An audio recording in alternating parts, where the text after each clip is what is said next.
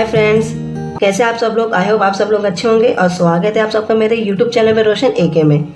So friends, आज हम जिस टॉपिक पे बात कर रहे हैं वो ninth standard science and technology के चैप्टर का है, first chapter loss of motion. तो फ्रेंड्स, इसमें हम क्या देखेंगे कि जो हमारे जो क्लाउड्स है वो बिजली, उनमें बिजली कैसे कड़कती है, बिजली कैसे आती है, तो उसकी पूरी प्रोसेस के बारे में हम आज देखेंगे। तो फ्रेंड्स, लाइट, उसके पहले हम क्या देखेंगे, इसमें दो टाइप के लाइट्स क्लाउडिंग होते हैं, दो टाइप्स के हमारे बिजली कड़कती है। अब उसके लिए हम एक फ्लो चार्ट बना रहे थे छोटा सा। पहला क्या होता है, क्लाउड लाइटिंग, और दूसरा होता है क्लाउड टू क्लाउड लाइटिंग। ये दो टाइप्स होते हैं फ्रेंड्स हमारे क्लाउड्स में लाइटिंग्स होने के। अब उसके बाद हम देखेंगे कि क्लाउड्स में लाइटिंग्स कैसे होते हैं। तो उसके पहले हम छोटा सा बेसिक देख लेंगे कि बेसिक क्या है हमारा।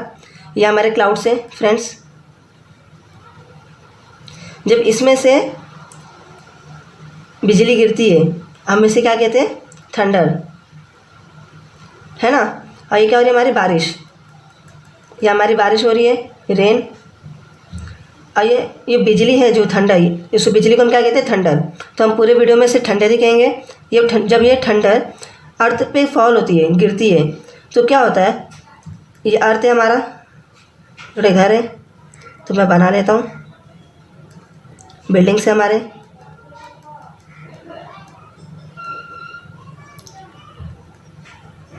अब ये हो गया हमारा नॉर्मल सा स्ट्रक्चर हो गया फ्रेंड्स। अब ये बिजली क्यों कड़क रही है, इसके पीछे का फिजिक्स क्या है, इस चीज़ के बारे में हम देखेंगे।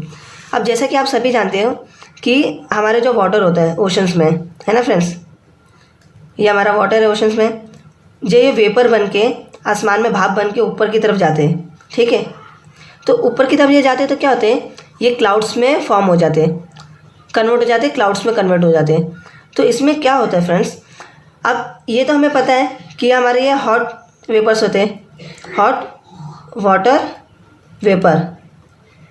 लेकिन जब वो आसमान में जाते हैं और वो बादल में कन्वर्ट होते हैं, तो कैसे कन्वर्ट होते हैं, वो आसमान में जाने के बाद कोल्ड क्लाउड्स, मतलब वो बादल इतने ठंडे हो जाते हैं, वही वेपर जो पहले गर्म थे वो आसमान में बादल बनने के लिए ठंडे हो जाते हैं। मतलब आसमान में जाने के बाद वो इतना ठंडा हो जाता है कि उसमें छोटे छोटे बर्फ़ के, बड़े बड़े बर्फ़ के टुकड़े बन जाते हैं। तो जो बड़े बड़े बर्फ़ के टुकड़े रहते हैं उनमें पॉजिटिव चार्जेस होते हैं, और वो ऊपर की तरफ बादलों में ऊपर की तरफ एक्यूमुलेट हो जाते हैं, मतलब ऊपर की तरफ, ऊपर की लेयर में पूरे जमा हो जाते हैं। और जो छोटे बर्फ़ होते हैं बादलों में, वो क्या होते हैं, नेगेटिव चार्जेस होते हैं, और वो बादलों में नीचे की तरफ आ जाते हैं, ठीक है फ्रेंड्स। अब ये पॉजिटिव और नेगेटिव चार्ज की वजह से ही हमारी बिजली कड़कती है। तो उसका प्रोसेस क्या है फ्रेंड्स हमारे, हमने फर्स्ट टाइप की बात की थी क्लाउड लाइटिंग, तो हम क्लाउड लाइटिंग के बारे में देखेंगे पहले। तो क्लाउड लाइटिंग में क्या होता है, ये हमारा क्लाउड है, ठीक है, इसमें पॉजिटिव चार्जेस है ऊपर की तरफ, नेगेटिव चार्जेस है नीचे की तरफ। क्या होता है, जब ये पॉजिटिव चार्ज और नेगेटिव चार्ज, ऊपर बड़े बर्फ़ के टुकड़े हैं, नीचे छोटे बर्फ़ के टुकड़े हैं जिनमें अलग अलग चार्जेस हैं। तो क्या होता है, ये बड़े बड़े बर्फ़ के जो टुकड़े होते हैं पॉजिटिव चार्ज वाले, और जो छोटे बर्फ़ के टुकड़े होते हैं नेगेटिव चार्ज वाले, ये आपस में जब टकराते हैं तो दोनों में फ्रिक्शन होता है। तो फ्रिक्शन की वजह से क्या होता है, एक इलेक्ट्रिसिटी प्रोड्यूस होती है बादलों के अंदर ही। आप देखते होंगे आसमान में कि आपको आसमान में बिजली कड़कती हुई दिख रही है, लेकिन उस बिजली में ज़रा से भी साउंड आपको सुनाई नहीं देता। सिर्फ आपको पता आसमान में लाइटिंग हो रही है, लेकिन उसमें साउंड ज़रा भी नहीं होता है, नो साउंड, साउंड प्रोड्यूस। ये हो गया हमारा, बात होगी लाइट क्लाउडिंग की। अब हम बात करेंगे क्लाउड टू क्लाउड लाइटिंग। अब इसमें क्या होता है फ्रेंड्स, उसमें पॉजिटिव चार्जेस है ऊपर की तरफ, नेगेटिव चार्जेस है नीचे की तरफ। और जब वो दूसरा बादल और 2-3 बादल उसके आसपास में आ जाते हैं और उनमें भी पॉजिटिव नेगेटिव चार्जेस है, पॉजिटिव नेगेटिव चार्जेस है, तो क्या होता है, ये जो जैसा भी मैंने पहले बताया, एक बादल के अंदर लाइटिंग होती है, लेकिन यही लाइटिंग जब होते हुए वो अपना चार्ज, पॉजिटिव नेगेटिव चार्ज क्या करती है, वो ट्रांसफ़र कर देती है दूसरे बादल पे। इस तरीके से वो दूसरे बादल पे अपना चार्ज ट्रांसफ़र कर देती है। तो फ्रेंड्स क्या होता है, ये पॉजिटिव चार्ज और ये नेगेटिव चार्ज आपस में क्लैश होते हैं, फ्रिक्शन होता है, मतलब बादल आपस में आके टकरा रहे हैं सब, और क्या हो रहा है, अपने चार्जेस को वो एक्सचेंज कर रहे हैं। पॉजिटिव चार्ज नेगेटिव के पास जा रहा है, नेगेटिव चार्ज पॉजिटिव के पास जा रहा है। वैसे ही इस बादल का भी पॉजिटिव चार्ज नेगेटिव के पास जा रहा है, नेगेटिव चार्ज पॉजिटिव के पास जा रहा है, तो इसमें भी बिजली कड़क रही है। तो क्लाउड टू क्लाउड क्या हो रहा है, क्लाउड्स टू क्लाउड क्लाइंबिंग हो रहा है हमारा, ये हमारा क्लाउड टू क्लाउड क्लाइंबिंग के लिए। तो इसमें क्या होता है, इस प्रोसेस में जो हमारा टाइप 2 है, इसमें साउंड प्रोड्यूस होता है, sound will be produced in cloud to cloud lighting, है ना फ्रेंड्स। तो ये इस कारण से हमारे दो टाइप होते हैं। जो फर्स्ट टाइप होता है क्लाउड क्लाइंबिंग में, उसमें लाइट तो आता है लेकिन साउंड सुनाई नहीं देता। और जब क्लाउड टू क्लाउड क्लाइंबिंग होता है तो वो अपने चार्जेस को ट्रांसफ़र करती है दूसरे क्लाउड्स पे, जिसकी वजह से क्या होता है, लाइटिंग्स होती है काफ़ी ज़्यादा मात्रा में और हमें साउंड प्रोड्यूस होता है और साउंड सुनाई देता है हमें। अब उसके बाद हम ये देखेंगे कि ये साउंड कैसे प्रोड्यूस होता है। और बारिश के मौसम में आप सबको पता है जो हमारी हवा होती है, जो एयर होती है, वो जो हमारी एयर होती है क्या होती है, कोल्ड होती है, काफ़ी ज़्यादा ठंडी होती है। लेकिन ये बिजली काफ़ी ज़्यादा गर्म मात्रा में आती है, तो इसके आसपास में जो भी एयर होती है वो क्या हो जाती है, हॉट। मतलब इनके आसपास में जितने भी एयर रहती है वो हॉट रहती है और पूरा जो इन्वायरमेंट हमारा रहता है बारिश के मौसम में, उस पूरे इन्वायरमेंट का जो एयर रहता है वो क्या रहता है, कोल्ड रहता है। अब सपोज अभी ये पेन है, ठीक है, ये पेन को मैं आग में गर्म करूँगा और उसके बाद मैं उसे एक पानी में डालूंगा तो आपको साउंड सुनाई देता होगा।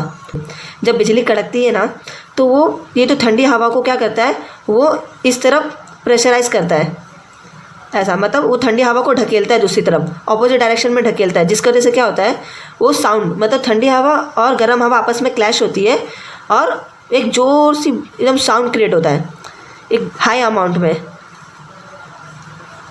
साउंड प्रोड्यूस होता है क्लाउड से, ठीक है।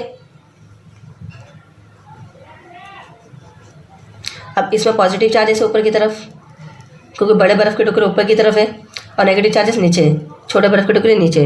अब होता क्या है, जब वो थंडर, ऐसे हम क्या कहते हैं, थंडर मतलब बिजली, जब ये अर्थ पे आती है, अर्थ पे गिरती है, तो अर्थ आपको पता है हमारा क्या है, EART, अर्थ हमारा क्या होता है, न्यूट्रल होता है।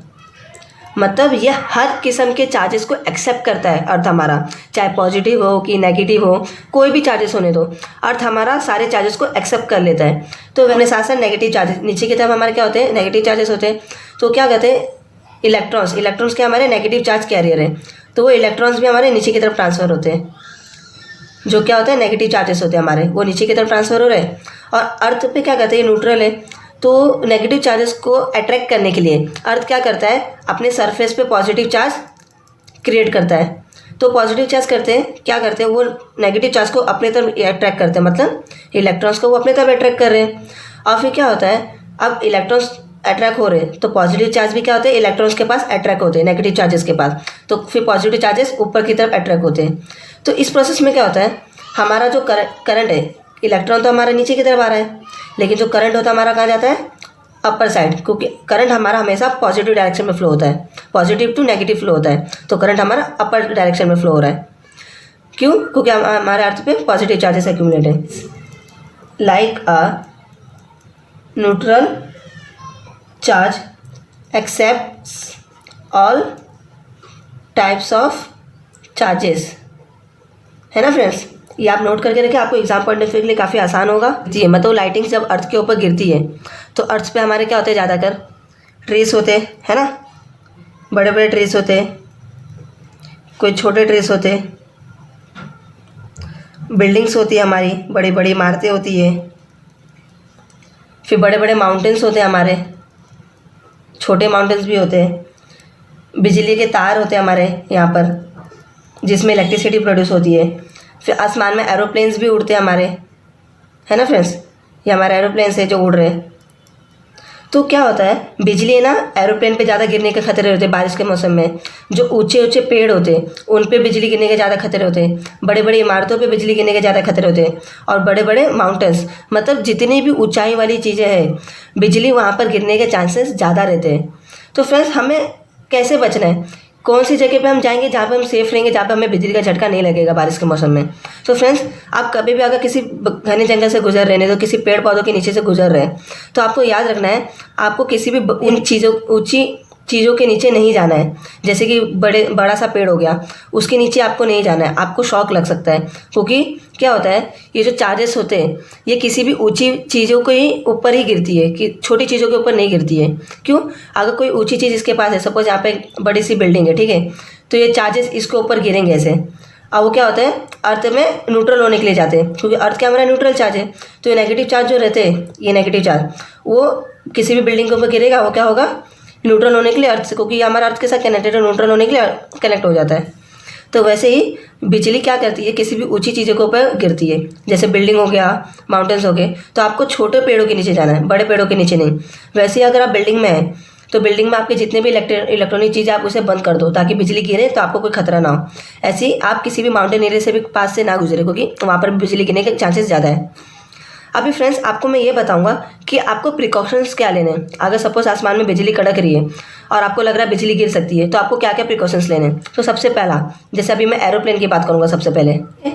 अब एरोप्लेन में क्या होता है, आप ये जो अपर का जो ये लेयर देख रहे हो, आपने प्लेन के ऊपर देखा होगा, ये लेयर्स होते हैं जो काफ़ी ज़्यादा शाइन करते हैं।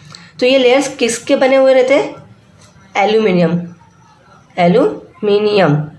एल्यूमिनियम के लेयर्स होते हैं, इसके ऊपर थिक्स लेयर्स होते हैं, मोटे लेयर होते हैं। तो एल्यूमिनियम क्या है दोस्तों, हमारा गुड कंडक्टर ऑफ इलेक्ट्रिसिटी है ना फ्रेंड्स। तो जब सपोज अब इसके ऊपर बिजली गिर रही है तो क्या होता है, ये प्लेन के ऊपर तो एल्यूमिनियम का कोटिंग है, बहुत मोटा सा लेयर है इसके ऊपर, और अंदर साइड से रबड़ लगा हुआ रहता है, और उसके अंदर फिर कोई भी मेटल की चीज़ नहीं होती है, सब फाइबर नहीं तो दूसरी मटेरियल से बनी हुई चीज़ें रहती है, जिसकी वजह से क्या होता है, इलेक्ट्रिसिटी इसके ऊपर गिरती तो है, बिजली इसके ऊपर गिरती ज़रूर है, लेकिन वो बिजली एरोप्लेन के अंदर नहीं जाती है। वो क्या होता है, एल्यूमिनियम के लेयर की वजह से क्या होता है, वो इलेक्ट्रिसिटी अपर लेयर पे ही पास होती है, और पास होकर वो अर्थ के ऊपर ट्रांसफ़र हो जाती है।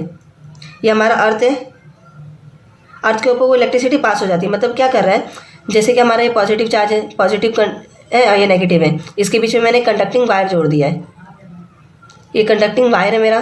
तो क्या हो रहा है, कंडक्टिंग वायर अगर दो चार्जेस के बीच में आ रहा है तो वो क्या करते हैं, करंट को पास करने का काम करते हैं। सिमिलरली यहाँ पर जो कंडक्टिंग वायर का काम क्या कर रही है, ये प्लेन कंडक्टिंग वायर का काम कर रही है। क्या काम कर रही है, कंडक्टिंग वायर का। वो क्या कर रही है, ये ऊपर नेगेटिव चार्ज है, जो बादलों में से जो नेगेटिव चार्ज आ रहे हैं, और अर्थ क्या हमारा पॉजिटिव चार्ज है। तो ये दोनों चार्जेस के बीच में वो कंडक्टिंग वायर का काम क्या कर रही है, एरोप्लेन कर रही है। वो क्या कर रही है, बिजली आ जरूर रही है, और बीच में जो एल्यूमिनियम के जो प्लेन के ऊपर जो कवर है, लेयर है, वो क्या कर रही है, बिजली को नीचे की तरफ ट्रांसफर कर दे रही है, जिसकी वजह से क्या होता है, अंदर बैठे लोगों को कुछ नहीं होता। हमारे ये बिल्डिंग है ना, बिल्डिंग के ऊपर भी हमारे क्या होता है, ये बिल्डिंग में हमारे ऊंचे होते हैं, तो इसके ऊपर भी हमारे बिजली गिरने के ज़्यादा चांसेस होते हैं, 99% चांसेस होते हैं। तो क्या होता है, बिल्डिंग के ऊपर एक बड़ी सी रॉड लगा के रखते हैं हम। इस रॉड को हम क्या कहते हैं, लाइटिंग रॉड कहते हैं। क्या कहते हैं फ्रेंड्स, लाइटिंग रॉड। और ये लाइटिंग रॉड क्या होता है, एक वायर से कनेक्ट होता है बिल्डिंग के चारों तरफ से। ये वायर्स ऐसे कुछ गए रहते हैं, चारों तरफ से बिल्डिंग के वायर्स कनेक्ट रहते हैं। और ये वायर्स कहाँ गए रहते हैं, ये वायर्स कम से कम 4, 10, 12 फीट नीचे अर्थ के अंदर एक ग्राउंड रॉड में कनेक्ट रहते हैं। तो क्या होता है, जब बिजली इसके ऊपर गिरती है, सपोज ये बिजली है, ये बिल्डिंग पे गिर रही है, तो क्या होता है, ये रॉड उस बिजली को एब्जॉर्ब कर लेते हैं। अब वो वायर, ये वायर के जरिए क्या होता है, ये वायर है हमारा कंडक्टिंग वायर है, ये वायर से होते हुए ग्राउंड में चले जाता है। मतलब ऊपर ये बिजली आई, ये नेगेटिव चार्ज है, और ग्राउंड हमारा पॉजिटिव चार्ज है, तो ये वायर के जरिए वो चार्जेस सारे के सारे ग्राउंड में चले जाते हैं, जिसकी वजह से क्या होता है, बिल्डिंग में बैठे लोगों को अंदर कुछ नहीं होता। वैसे सिमिलर दोस्तों, क्योंकि कार भी हमारा क्या होता है, रोड पे चलती है, इसमें भी इलेक्ट्रिसिटी लगने के हमें बहुत ज़्यादा चांसेस होते हैं। तो आपको क्या करना है, ये हमारे जो कार में आप बैठो तो आपको क्या शॉक लगेगा कि नहीं लगेगा, आप वीडियो को पॉज करके मुझे कमेंट बॉक्स में बताएं। फ्रेंड्स, शॉक नहीं लगेगा कार में अंदर बैठे लोगों को। क्यों नहीं लगेगा, क्योंकि जो हमारे जो कार होते हैं उसकी जो अपर लेयर होती है ना, कार की जो कोटिंग होती है, वो किससे होती है फ्रेंड्स, हमारी वो मेटल से होती है। और उसके अंदर, कार के अंदर क्या होता है, हमारे जो सीट्स होते हैं, जो हमारे जो ब्रेक्स होते हैं, ये सब क्या होते हैं, रबर्स के बने हुए रहते हैं। वायर्स के मतलब बैड कंडक्टर ऑफ एप्लीकेंस उसमें यूज़ किए रहते हैं, जिसके वजह से क्या होता है, इलेक्ट्रिसिटी अंदर पास नहीं हो पाती है। अंदर रबर के मटेरियल्स लगे हुए हैं सब, और उसके ऊपर मेटल लगा रहता है। तो क्या होता है, अंदर बैठे लोगों को कुछ नहीं होता। जब बिजली कार पे गिरती है तो क्या होता है, ये कार भी एक कंडक्टिंग वायर जैसा काम करती है। करंट सब इस कार के ऊपर से ट्रांसफ़र होकर जमीन, ग्राउंड में चले जाता है, ज़मीन में ट्रांसफ़र हो जाता है सब, लेकिन अंदर कार में बैठे वाले लोगों को कुछ नहीं होता। टेलीफोन की जो लैंडलाइन हमारा टेलीफोन होता है ना, हमारे घर पे होते हैं जो नंबर वाले, ये भी हमारे किससे कनेक्ट होते हैं, वायर से कनेक्ट होते हैं। और वायर किससे कनेक्ट होता है, बिजली के तारों से। तो इस पर भी बिजली गिरने का चांस होता है। अगर इस पर बिजली गिरी तो आपको घर बैठे बैठे भी शॉक्स लग सकते हैं। तो आपको ऐसे टाइप के एप्लीकेंस यूज़ नहीं करने हैं। अगर यूज़ करना है तो आपको घर पे सारे के सारे जो वायर से कनेक्टेड इक्विपमेंट से इलेक्ट्रॉनिक, उसे आपको स्विच ऑफ कर देना है।